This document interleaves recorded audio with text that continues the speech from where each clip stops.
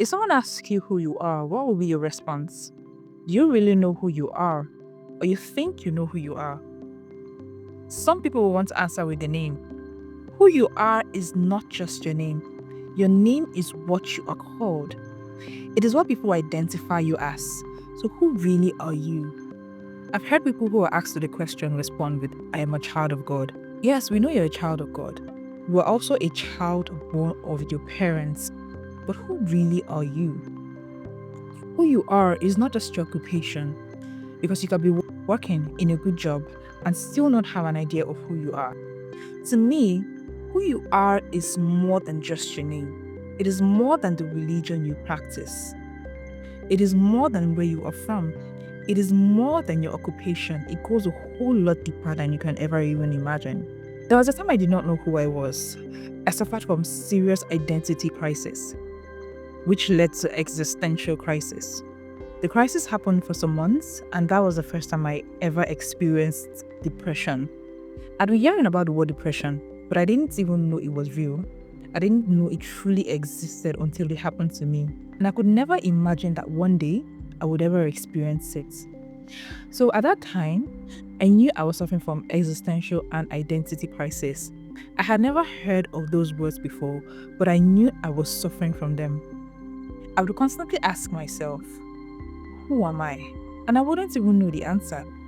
It was like I was a stranger in my body and in the world I lived in. The first time I heard of the word existential crisis was from an interview with Elon Musk, where he said he suffered an existential crisis at 17 and began reading philosophy books, which even made his situation worse. That was the time when I discovered I was suffering from existential crisis. I think I also heard the word identity crisis from a preacher I was listening to and understood what I was suffering from as well. During that time, I also suffered from imposter syndrome. I had never heard of the word before, but I was suffering from it. And the very first time I heard of the word was from a live video of a public speaker that I used to follow at that time.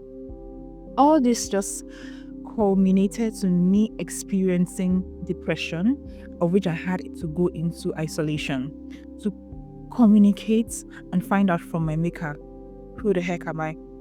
To me, knowing who you are is a question that cannot be answered in one or two sentences. It is not physical. It cannot be quantified, only qualified. It is a knowing you feel inside you.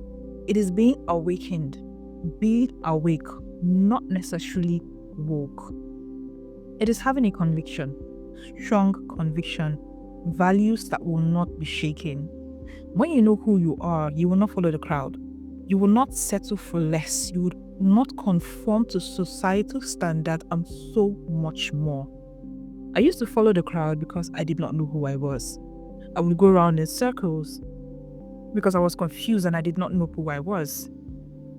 I was working. In fact, I was making the most amount of money I had ever made in my life, but I was suffering from existential crisis and identity crisis. That was the first time I realized that you can actually have money and still be depressed, because I used to think it was all a facade. That's why I said, knowing who you are is more than just your occupation and what you do for a living.